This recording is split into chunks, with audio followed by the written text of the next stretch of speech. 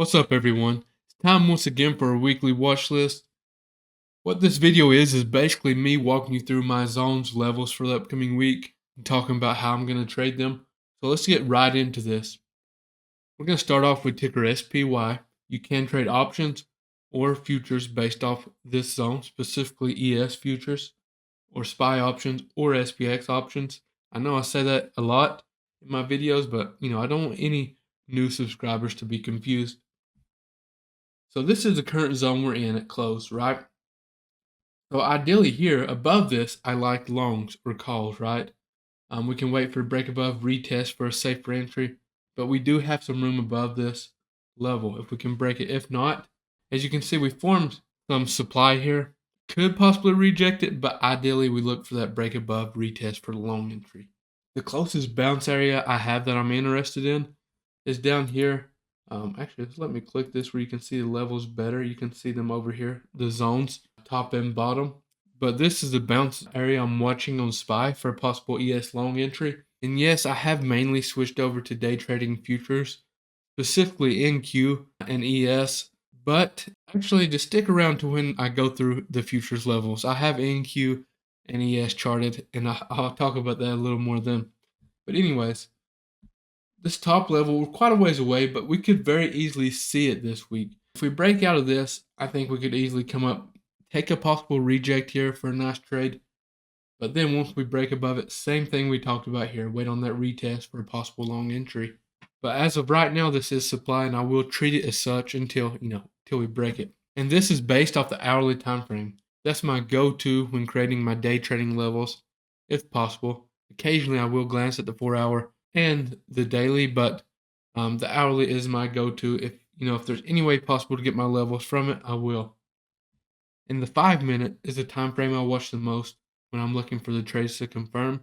Some people use a 3-minute, 1-minute, but I tend to stick with the 5-minute and higher, but no higher than the hourly. Up next, ticker QQQ. You can trade options or NQ futures based off these zones. So as you can see here, we have basically the same setup we've seen on SPY. And you're going to see this on NQ and ES as well, but stick around for NQ. I want to show you all something. And I want to say this. I'm working on a video. I told you all about it the last one or during my lives. How to day trade in 2025. I'm hoping to have that out for you this coming week. So have them alerts on for that if you're interested in it. Same thing here, break above, retest for a long entry, possible reject up here, possible bounce down here. Pretty simple, but if you have the patience to wait on these levels, wait on the proper confirmation, I'm going to make for some good trades in these areas. And if not, we have proper risk management. We know exactly how to manage our risk before we enter the trade, right? No slacking on that part. Very important. Okay, here are my updated SPX levels. I like to keep these up as well. Kind of help guide my SPY trades and ES trades. And you can take trades based off these levels. I already have a video on that, so I'm not going to touch on trading SPX levels too much. This is basic support and resistance and areas of confluence. So here they are if you all want to get these charted real quick before we move on. Okay, so here are my zones for NQ. So basically the same setup here we've seen on SPY and QQQ. For some odd reason, we did have some alignment. I know a lot of the past weeks, SPY and QQQ have had different mindsets, but I'm seeing a lot of similar patterns coming from last week, this week. So break above, retest for a long entry here on NQ. This is my go-to, okay? Okay, real quick, everyone. I'm going to turn on my personal indicator I created called Grizzology. It's based off my supply and demand strategy, and it shows trend entry. But let's take a look. Let's see how well we did last week with it. Just real quick before we move on to ES. First, let's switch to the 5-minute because that's the time frame I like to start with or watch the most. Okay, so there's one win right here. There's one win there. You probably look at this. This candle, we took this trade. If I remember right, this candle closed right when data was dropping. So we waited a little bit and we caught a better entry about right here. And we took it up to that high a day. That was a really nice trade. Doesn't look like a lot here, but 20 points plus on NQ makes for a nice day. Stop loss would have been a close back below this 5-minute candle, or you could put a hard stop back here on this higher low. But as you can see, worked out nicely. Took the move back to high day. sold some for a nice profit here. We adjusted our stop loss up, managed to trade well. It did come back and stop us out on the runner, but beautiful trade.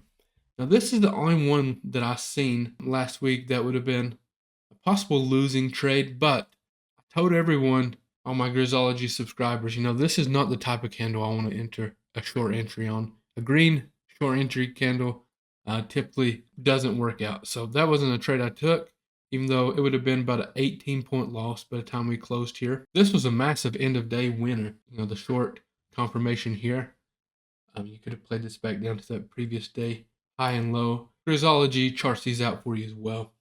These key levels. The purple zones are the ones I created, so there's no confusion. These are my personal ones. It's funny, Grizzology and I was in line. Who would have thought it? It's almost like it was created from my strategy. So this right here would have been your trend entry, and this would have been supply. See if we can find a good demand bounce. Right here's one, two, actually. You can see 3 winning trades right here together. So it looks like last week, to sum this up and not ramble on about Grizzology too much, it's like we had one losing signal. If you count this, not something I would have took, but one losing signal on the 5-minute on NQ last week. Telling you all, Grizzology is a solid indicator whether you're trading SPY or you're trading NQ. Works well. So if you want to get that, I'll leave a link in the description. I have a guide on this as a PDF I created myself to kind of help you understand how I use it, and I have a YouTube video. Watch the newer one I have on the Grizzology 2.0. Watch that video. It's more recent. But let's just turn this back off and finish up this watch list together. And I hope I can have that How to Day Trade in 2025 video out for you all next week. So I'm assuming we have the zones here. So you have these charted. Let's move on to ES. Let's go to the 5-minute, or the hourly rather. Move back to the hourly. And here are my zones on ES. Basically the same ones you see on SPY, but these zones here would be much better for trading pre-market if you plan on trading futures pre-market. So make sure you get these up. And that is all. This is we're 2 trading days into 2025. I'm currently up over $5,000 the first 2 days of 2025 trading. As you can see right here, this is my P&L for the start of the year. Let's keep this going. I'm so focused in this year. I'm trying my best to, only take the best trades. And we have been catching some massive trades during my YouTube live. So if you're not there at market open, you need to start joining that. I know, we'll eventually have losing trades. Don't come in oversizing, because this is a long game. This is our income. We're not going to get rich in one day from day trading. Let's treat this as a high income, and let's do it right. Let's keep a consistent size.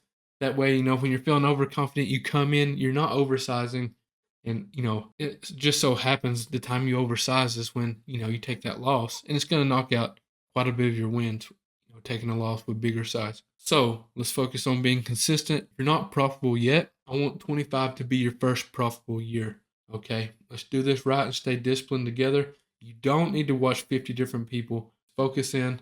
Make sure you have my Grizzology if you're a futures trader, or if you trade, SPY, QQQ options.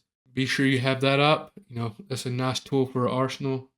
Even when I'm not day trading live, right? You'll have that to be able to possibly catch a nice trade. But yeah, appreciate you all for watching, and I'll see you in the morning for some live trading.